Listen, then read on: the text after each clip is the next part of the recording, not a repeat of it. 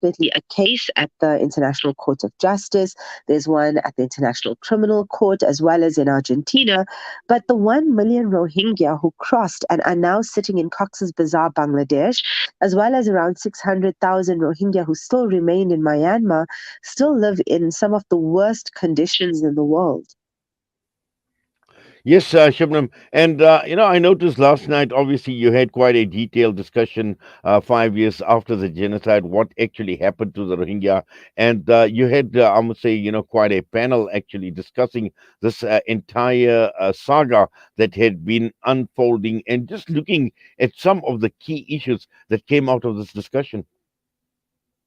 Well, some of the key issues are, you can imagine the psychological trauma and impact of a genocide on an entire population, right? So the lack of proper facilities for those in the camps. But the fact that, yes, Bangladesh has been very kind, it's taken in 1 million Rohingya, but they're not allowed out of the camp. They're not allowed to seek employment, a sustainable lifestyle.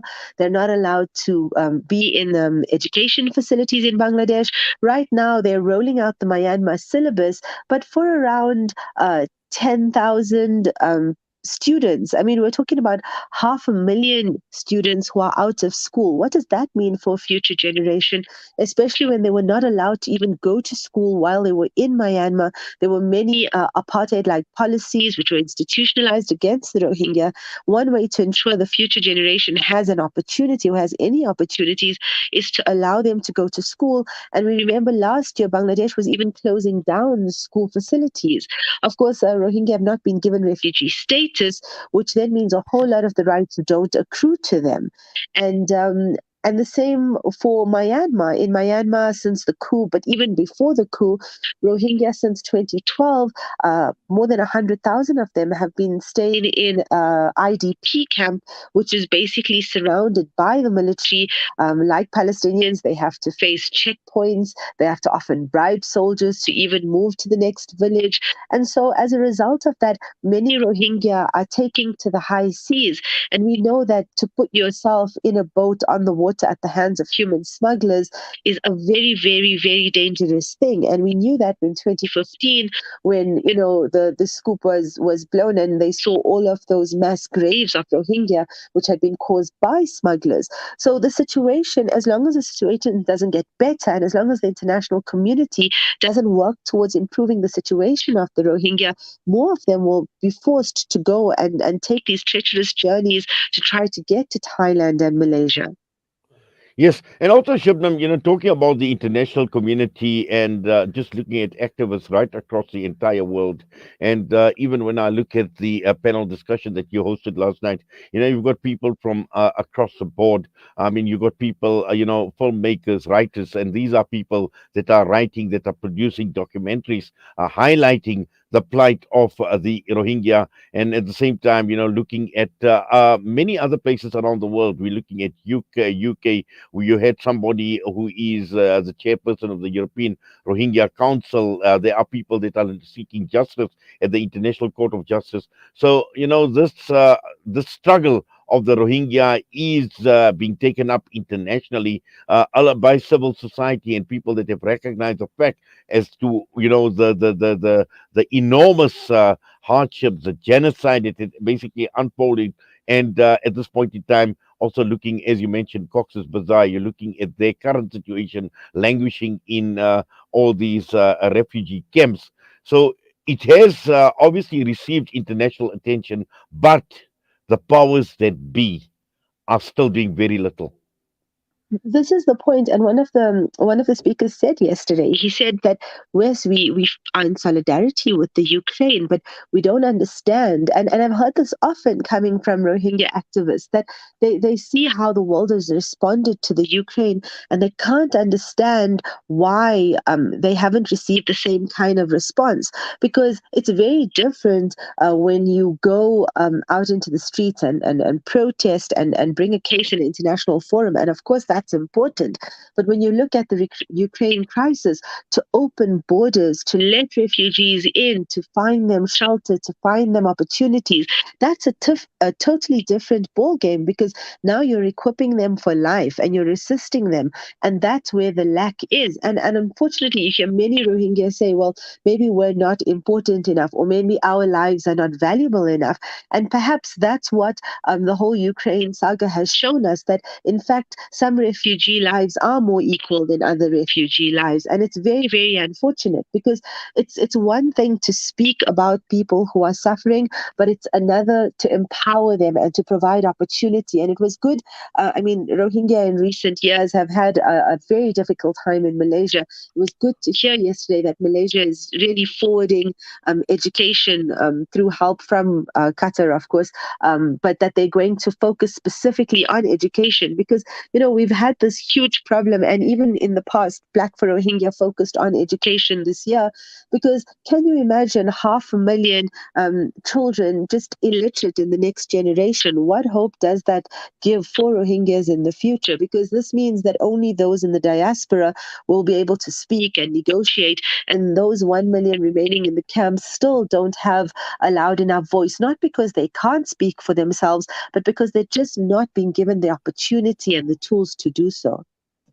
Yes, and Shabnam, just drawing the comparison to what is taking place as far as Ukraine is concerned, and birds of a feather flock together, because this is exactly what it is, and this is the reason why we've seen the West and we've seen Europe respond to the Russian-Ukrainian crisis the way it has. But when it comes to the Rohingya, again, apart from Europe, we are talking about a Muslim nation that is well over 50 countries strong. We are talking of the likes of the Arab League. We are talking about the likes of the OIC.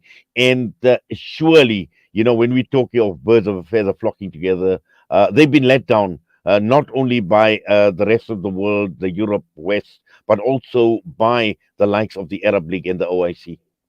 And this is an important lesson for us, because when we speak about Muslim countries, especially as South Africans, the Muslim countries we're always proud of, we're always speaking about Arab countries, right?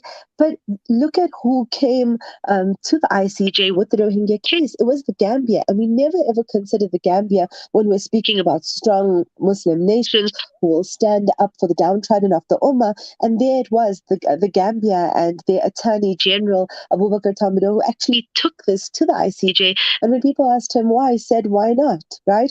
And the fact that he was Muslim was his motivation, and the fact of the history of his country, and that he met the Rohingya when he went down to Cox's Bazar. And that's the reality of the situation. Perhaps we have to realize that it's all of our problem. And that's what the Gambia has shown us, that when we're speaking about genocide, when we're speaking about injustice, we don't have to wait for someone out there or a country that we perceive to be strong and powerful. We have to have the will. And this is an important lesson for all of us, that we can all do something and we can all say something. Yes, and while the situation still remains dire, what still needs to be done? I mean, apart from just doing whatever we can, speaking about it, and where possible, to provide some sort of comfort or relief to the refugees who are holed up in these refugee camps. Well, there are local organizations like Colors of Hope who do Rohingya projects. There are also international platforms like Launch Good, which host Rohingya projects. If you need more information, you can always contact Protect the Rohingya. We're on Facebook, we're on Instagram, we're on Twitter. We'll be happy to direct you. There are lots and lots of projects available. You can contribute to education, to food. There are also opportunities to go out there with different organizations. So it's really up to the individual and how they would like to support the cause.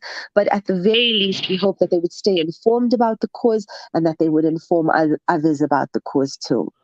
Well, Shibnam, as always, we do appreciate you taking time out talking to us here on Salam Media. All the best to you, inshallah. Assalamu Thank you alaikum very wa much. rahmatullahi wa barakatuh. Walaikum salam.